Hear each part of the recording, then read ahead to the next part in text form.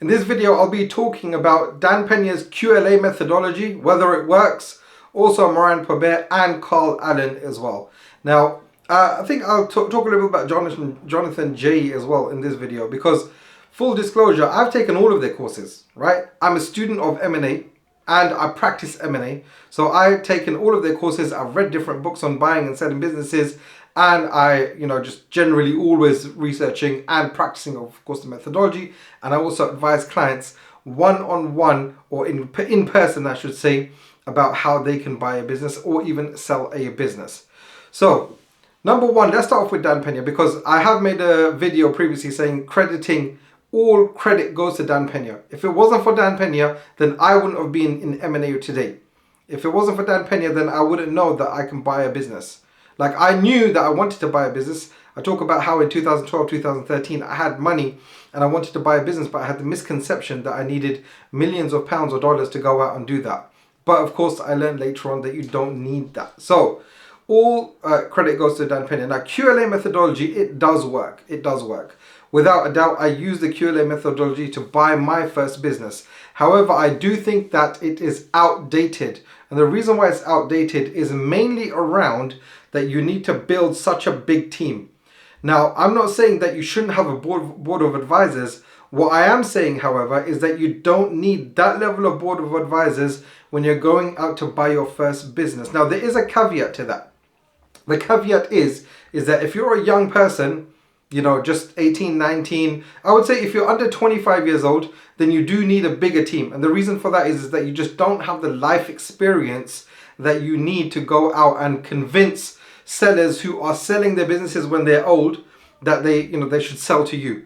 Having that team around you, that bigger sort of deal team that Dan Pena preaches and teaches, it is going to be a benefit for someone who's maybe even under 30, but definitely under 25 years old. There's different varying of experience levels between someone who's between 25 and 30 years old. Some people have done quite a lot and some people haven't done much, even when they're 30 years old. Depending on your experience and what you do know about business, then maybe you should build a bigger deal team, or maybe not build a bigger deal team. But in any case, all of the other steps do work and is necessary. Now, I obviously talk about the 7 steps of buying a business and also the 2 steps thereafter that you need to know once you've bought the business, what you need to do immediately, and then what you need to do over time with those businesses, of course. But this video is not why I'm going to go into that. You can check out the other videos on my channel regarding that. But in any case, yeah, so Dan Pena's QLA methodology works. It's just a little bit outdated. And of course, I go into detail with that with my coaching clients who have the in-person coaching with me. Now, moving on to Moran P, I said I've taken his course as well. Now, I must say that I did benefit for one thing specifically with Moran P's course, and that is, in fact, it wasn't even regarding the course, is he uses me as a testimonial, and that I'm perfectly fine with that, because what happened is that on his training, when I was on his training, I was looking at buying a business, and he taught me a very, very key lesson. Is actually, I don't think it was him. He had this other advisor or something like that. Some guy that came on. I don't even know who the other guy was. And he talked about key man risk. Yeah, key man risk. And key man risk is real. It is real. Okay, it's real in every single business acquisition. Even if the owner's going to be there or not, there's key man risk is in every single business. So that is one thing. Now, saying that, once you learn everything on Dan Pena's methodology, you actually don't learn anything new anywhere else. I must tell you that right now, okay? So once you learn from whether you learn from my channel, whether you learn from, Dan Pena's channel, whether you learn from Moran P's channel, Carl Allen's channel, Jonathan J's channel, whatever, it's all the same. Like, when I say it's all the same, it's not all the same. Everyone's obviously slightly different, but the principles are the same across. Oh, there's also that guy, what's his name? Harbor Club. I forgot the guy's name, but whatever it is, Harbor Club is different. He talks about distressed businesses. I hate distressed businesses with a capital H. So don't ever do a distressed business deal, by the way. Okay, that's my method. That's my one piece of advice to you. Anyway, coming back to Moran P. So his course was decent in the sense that, yeah, I mean, I knew everything with the exception of the key man thing. So, I went out and I bought the business. He used me as a testimonial. That's perfectly fine, no problem. I would say that, however, personally, I didn't learn, other than the key man thing, I didn't learn anything new from Moran's channel. So not Moran's channel, Moran's course. And I'm not saying that it's bad or anything like that. Whether you go to the Castle seminar, whether you go onto Moran's course, or whether you come on in-person coaching with me, you will be able to benefit because you learn something from every person's course, yeah? Every person's sort of methodology. And that's why I give all of my content for free on the channel. But if you are working on a deal and you want in-person help, then you will come to me. Okay, that's the only time. So Moran is, he does do. I haven't, to be honest, logged into the course for a very long time. I don't need to. Again, like I said, I know pretty much everything on there, plus more, right? Okay, next person, Carl Allen. I must say, Carl Allen is my favorite out of all. I mean, I have immense respect, and I almost idolized Dan Pena because it was because of him that I ended up buying a business, started buying businesses, got into M&A and advising people on how to sell businesses. But Carl Allen is my favorite because he is just more real when it comes down to buying business. And in fact, my methodology is very close to Carl Allen's methodology. So it's about looking at the individual business and how that's going to look like and mapping out a full path to wherever you want to go, whether that's you want to build an empire, whether you want to exit, whether you just want to buy one business, whether you want to roll up, whether you want to do a buy and build, whether you want to do a conglomerate. Yeah, so it's about mapping out a path depending on your individual goals. Every single person is different when it comes down to buying a business. And if you, for example, you could be an individual who has massive experience as a manager, and you're pretty as an employee, but you were a manager previously in someone else's business, and they think, you know what, I want to go out and buy a business myself.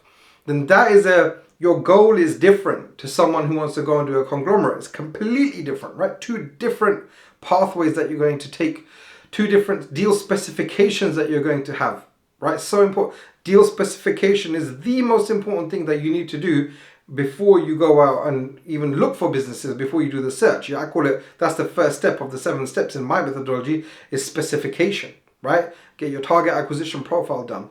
Yeah, and then you move on after that. So Carl is really good because I haven't been on his coaching. I know he does some coaching. I will go on there one day. Maybe I'm on there right now, but it depends on when you're watching this video. But the thing is that his methodology is very methodological, put it that way.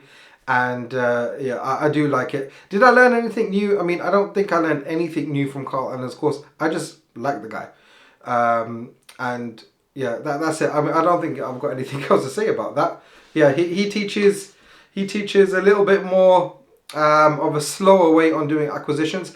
To be perfectly honest, I don't like rapid acquisitions.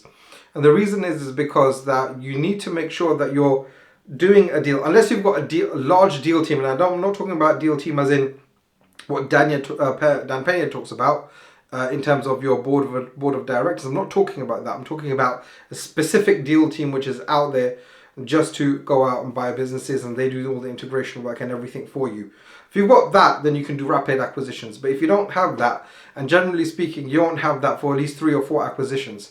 You need to have at least 4 acquisitions under your belt before you can start even developing a good deal team that you can start doing rapid acquisitions. If you do too many rapid acquisitions, you have a higher chance of failure on your acquisitions, right? So that from what's his name, Jonathan J.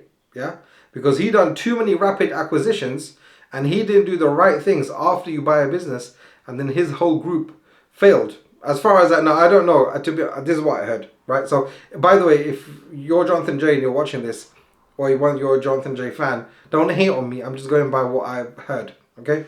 But in any case, it is true though.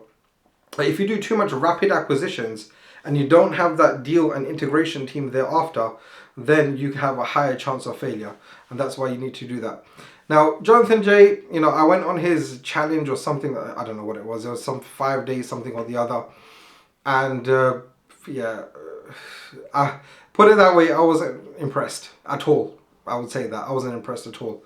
So, has he helped people? Yes, he's helped people buy businesses. I'm not going to take that away from him because definitely he's done that.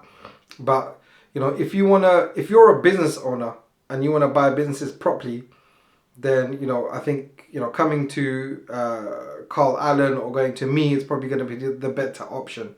And I'm not saying anything bad about Jonathan J, but me personally, I wasn't impressed. right? But in any case, whoever you follow on these, yeah, whoever you follow, see, let me tell you something. See, all of that, Brandon Dawson, Grant Cardone's guy, like basically he's partners with Grant Cardone.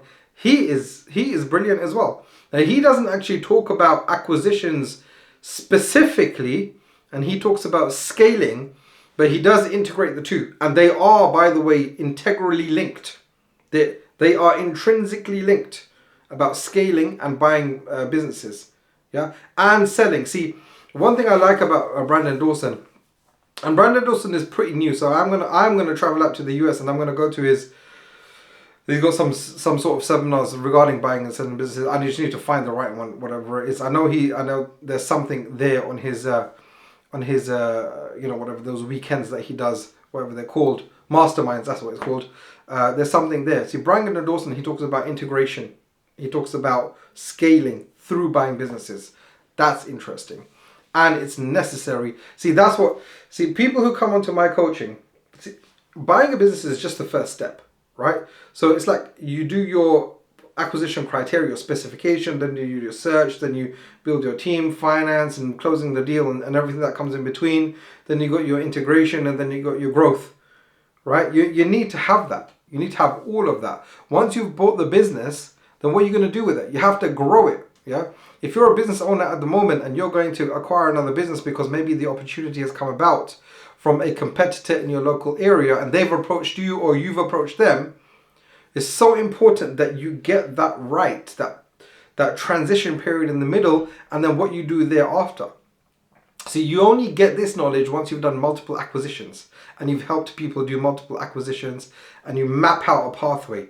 And that's why, you know what, it's great, courses and stuff like that, but you need to have a pathway according to what you're going to do, right? So if you're a local business owner and you're going to buy another local business, how you map out that pathway is going to be different to if you're a local business owner and you're going to buy a business in a different area, for example, which is 100 miles away or 200 miles away from where you are. That's completely different. If you're a business owner at the moment and you want to go and buy a business in a different sector or a different industry, that's going to be different to if you're buying in the same sector or the same industry. Yeah, so that's why there's so many different nuances and it needs to be done properly. So if you do it properly, then that's great. And again, if you,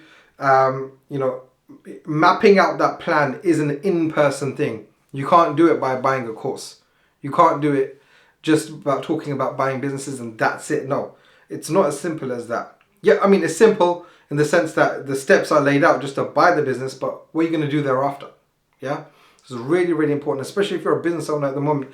You want to get that right, because if you're putting retained capital into that acquisition, even if it's a small amount of retained capital and you're doing a fundraise outside of your own business, which is what you should be doing, then you need to make sure that you are mapping out the post-acquisition process correctly and according to your own goals.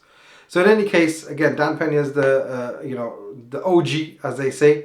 Then I like Carl Allen the best, and everyone else is just, whatever. They're good if you learn from them. I'm sure, you're going to learn from everyone. I learn from everyone. Yeah, I learn from people who are teaching about buying businesses. I learn from people who are talking about selling businesses. I learn from my clients who are buying businesses. I learn from my clients who are selling businesses. I learn from my employees and my managers. I learn from my partners. Yeah, I learn from my fundraiser, from my investors. I learn from everyone. So never stop learning. And again, if you want to find out more about how you can work with me and get that in-person coaching, then there are some links in the description. You do it if you want, and if you don't do it if you don't want, no problem. But I don't work with complete beginners. If you're a complete beginner, then I think Jonathan J and Moran probably are probably your best people, Carl Allen as well. But if you're a business owner or highly resourceful individual, then I do work with you. Anyway, that's enough for this video, and I will see you in the next one.